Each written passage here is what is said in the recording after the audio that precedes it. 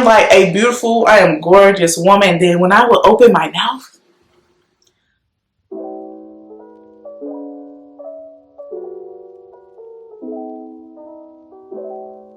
hey girl, hey, welcome back to my channel. I'm Sky.Onjahnae. If you're new here, and stick around, girl.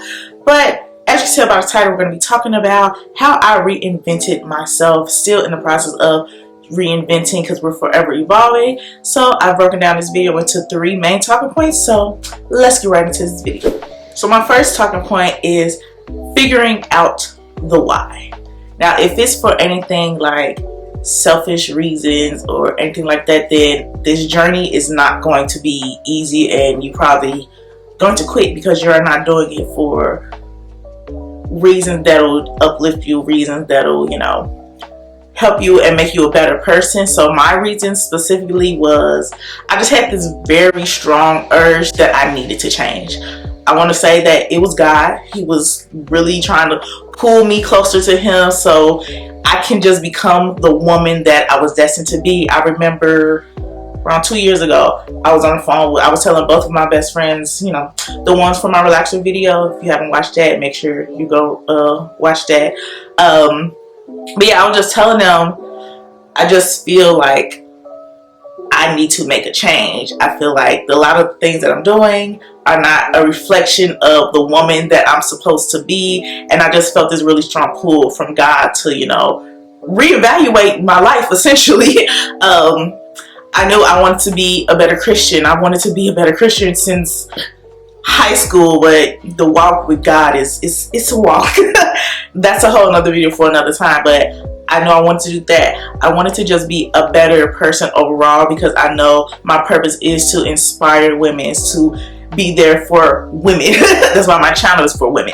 I knew I wanted to be a better woman to my man. I knew I wanted to be a better friend, a better daughter, just a better person overall, and I knew I had to make a change. So I also knew I have really big goals that no one else like can even fathom, because the fact that God gave these goals to me, and still I can't even, I won't say that I can't fathom my goals, but I will say that since being on this journey and just growing as an individual and like really trying to rest and nurture my femininity, I just knew that the goals that I had, I needed to be a certain woman to do that. And God was like, listen, I'm trying to give you the things that I've been trying, that I had planned for your life, and listen, you need to get it together. So that's what I had to do. I had to get it together. So that's pretty much the why. I wanted to be closer to God. I wanted to be the woman that I was destined to be. I want to be a better woman for my man so I could be a better wife. All of these things. And yeah, so the why is very, very important, because like I said, if it's for, oh, because I want to be rich, or because if it's for like materialistic things, or it's for something that's not, you know, righteous, or that's not going to be better for yourself and your overall well-being and just the world in general, then I'm sorry, sis. I'm sorry, homegirl. It's going to be tough for you. The next talking point is the what. What type of woman do you want to be? That's what I had to sit with myself and really figure out. Like, I wrote down all the types. If I could picture the woman that I want to be. Now, let me just side note. This is not to say that you are completely changing yourself. This is not saying that at all. This is you evolving, because we're humans. So don't try to make a completely different persona, a different personality, a different person. Take the qualities of yourself that you love and apply that to the person that you want to be, and to also take the qualities about yourself that are not so great, because we all have those type of qualities, and really unpack those so you can be the woman that you want to be, the woman that you laid out. So yeah, that's what I had to do. I had to figure out who I want to be. It was kind of like an audit of my life, in which that is going to be a whole separate video, because whew, baby, let me know down in the comments if you want to see that video sooner rather than later, because that is going to be a long one. Not only did I write that list, like, I asked God, what align me. Anything that does not serve me, remove it. Change my decision making. Make me have better decision making, because I know I am the type of person, I'm very impulsive. When things don't go my way, or things, there's a change in plans, and I jump ship. And I know and part of that is because I'm a control freak, and I know that about myself, and I am working on it. Okay? Ask God to just pretty much guide me. Let me know what it is that I need to stop doing or start doing. And honestly, I've learned that you need to be careful what you ask him for, because he will show you. Especially when I did the audit of my whole life, he said some things, and it was just like, oh wow, but then they came to fruition. So it is what it is. So this is the main one. This is once you've figured out the why and the what. You need to figure out, how are you going to do this? What are the type of things that you want to do as far as making the change? Like I said, one of mine, I wanted to be closer to God. So what did I do? I started seeking him. I wanted to, surround myself with people who truly support me, who truly care about me. And a lot of that came from God telling me, all right, these certain people, they are not it. And I really wasn't expecting it, but listen, God knows what I don't. So, so I just had to, step away from certain people, and that's okay, because people grow apart, and that's just life.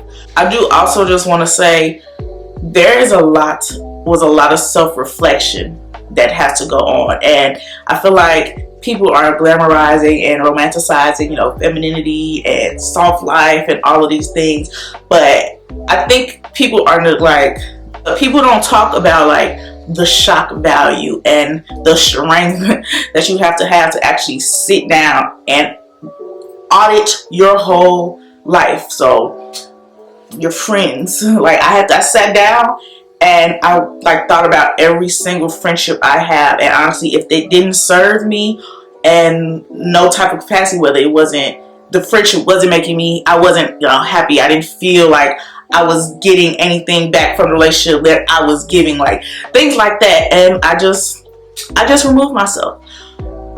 That came hand in hand to what God told me. God told me specifically who was not going to be in my life anymore, or less in my life, and those were the exact people that I thought, and I knew it, and I even said it out loud to my other friends. I'm like, God told me these people are not going to be here long. Who's calling me? I'm sorry, y'all. That was my sister, and I had to talk to my guy baby for a little bit, because I haven't talked to her in a while. It takes a lot to actually look at yourself, look at your friendships, look at your family, look at just everything, and realize the stuff has to change. It's a lot of self-reflection, a lot of inner work that came with this. And when I tell you, I'm someone who's very self-aware. Let me just say that I am very self-aware. So I know the things that I had to work on. I just did not know to what capacity. So I spoke to my friends, I spoke to my boyfriend, I spoke to people around me and asked them what are the qualities they liked about me, what are some things that they didn't like about me. Me and my best friend, we used to, before I actually started taking my change serious and actually put forth the effort to change, my best friend used to always tell me you should just smile more. And honestly, that's so crazy, because my boyfriend, when he first met me, that was the first thing he said to me: you have a beautiful smile. So I don't know if it was just life. Oh, excuse me.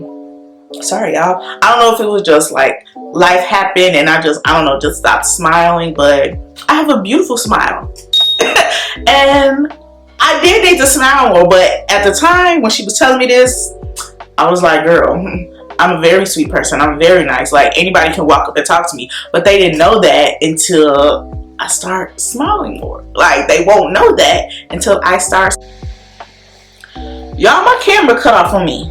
I don't know what's going on, but we're gonna get through this video. I know I have this aura about me that does make people gravitate towards me, but then it's like I had a wall up. I will say that. I am someone, like I said, if you walk up to me, I'm going to speak to you, I'm going to smile, all this other stuff. But it's just getting through that first initial wall that I have up because of, like I said, life happens. It makes you, hard. I'm also from the South Side of Chicago, so we're not, you know, we are not as trusting as a lot of other women. Y'all know the Chicago girl, you know, the stigma about Chicago girls. But yeah, I had RBF really bad, and I need to change that.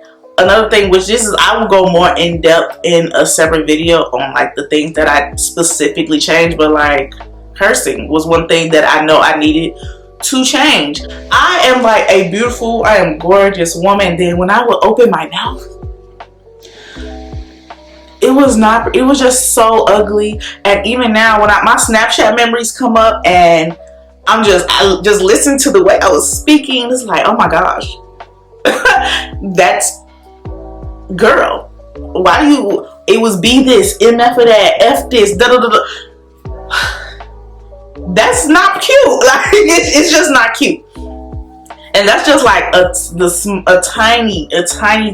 tiny change compared to all of the things I've changed. I changed how I present myself. I changed as far as like what I wear. I've always been like the girly dress. That's my style. My style is very feminine, very girly, like flowy and stuff like that. But I thought that, you know, if I'm not going nowhere, I don't need to get cute. I don't need to do any of that, which was completely different than when I was in high school. I would get dressed everywhere. But I don't, like I said, life happens, and I started to, you know, wear sweats all the time. Like, partially, a big part of that was the pandemic. Then, you know, I started wearing black all the time because I was in cosmetology school at the time. So we could only wear black to school, and I was in school Tuesday through Saturday, 9 to 5. So my whole wardrobe was black. So I got used to not getting myself together. I stopped wearing makeup, and it's not like I need makeup, but makeup just makes me feel good. Doing my hair makes me feel, looking pretty makes me feel good. And I got so used to not, and I didn't realize until actually like 2 weeks ago that really shifted my mindset and how I thought about myself. Like, I wasn't telling myself I was pretty. I wasn't thinking that I deserve certain things. And trust me, social media will make you think that everyone's life is perfect.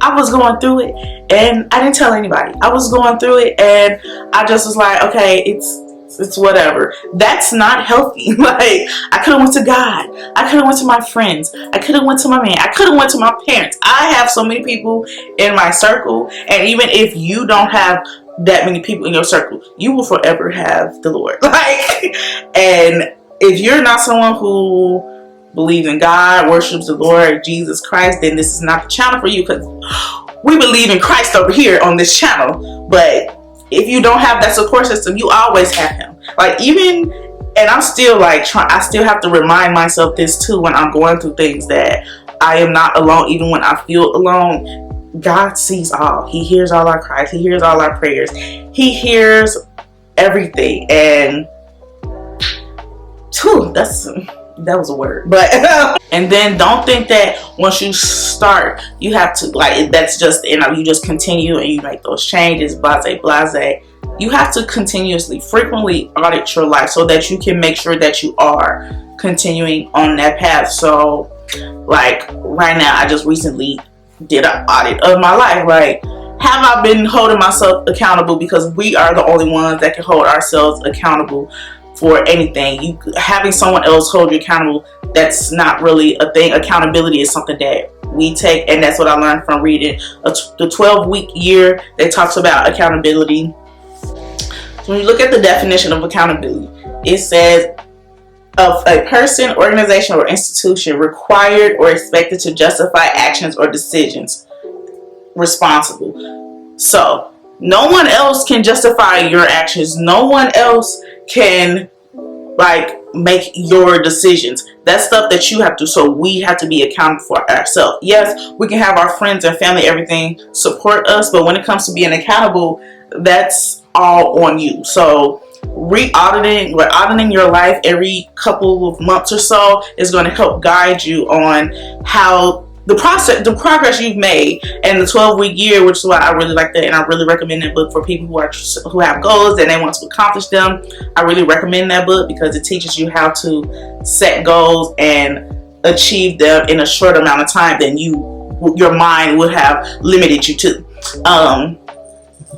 But yeah, you have to make sure that, like I said, it's going to guide you on this journey, because this, I don't know if y'all just heard the cat. Clyde out there crying. What time is it? It's not even 11 o'clock yet. He gets fed at noon. So is it? Maybe my clock is wrong. Yeah, no, it's 10:53. He can wait. But yeah, you go into auditing, don't look at it as, oh, okay, what didn't I accomplish? Look at it as, okay, this is what I said I want to do. Rate myself on how I got there, and if I did the things that I was supposed to do. And if not, don't look at it as, okay, a failure. Look at it as, okay, these are the things I need to work on. He's trying to open my door. I wonder if I can like record it. Look at him. Ooh. You trifling.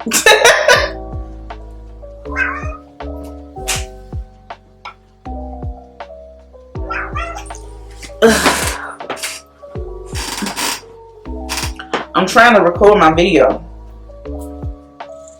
Sad. All the cat people watching. It's a little fat Clyde. Fat. Look at him. Can you give me like an hour?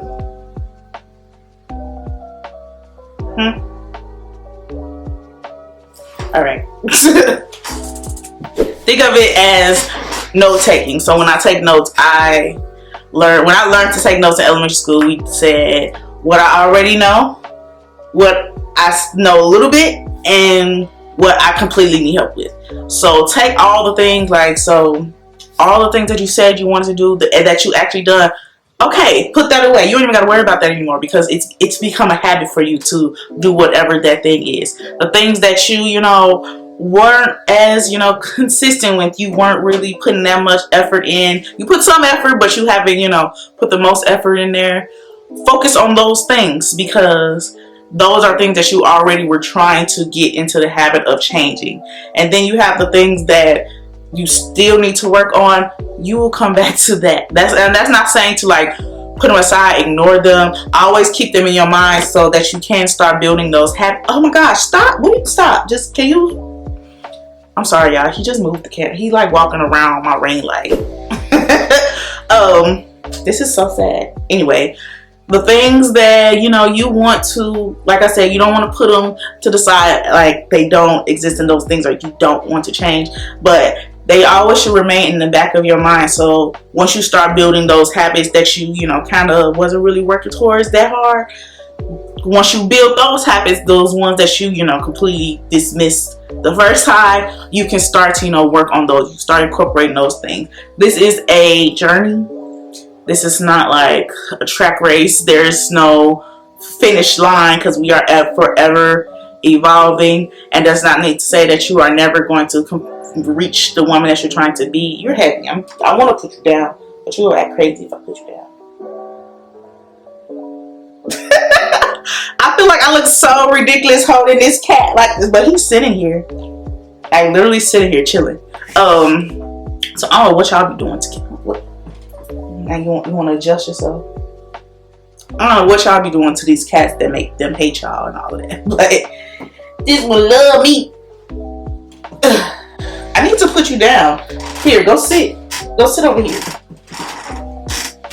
Okay, y'all. Sorry about that. But like I was saying, you are forever, it's a journey, so you're going to forever be evolving. But that's not to say that once you'll never become the fully evolved woman that you're trying to be. It just means that once you become her, now it's time to evolve even more. Okay? We are humans. We should always be trying to be better than we used to be. You should not be the same person you were 5 years ago. Even 1 year ago, honestly, I am a completely different, I won't say a completely different person. I am so much better than the person I was even last year.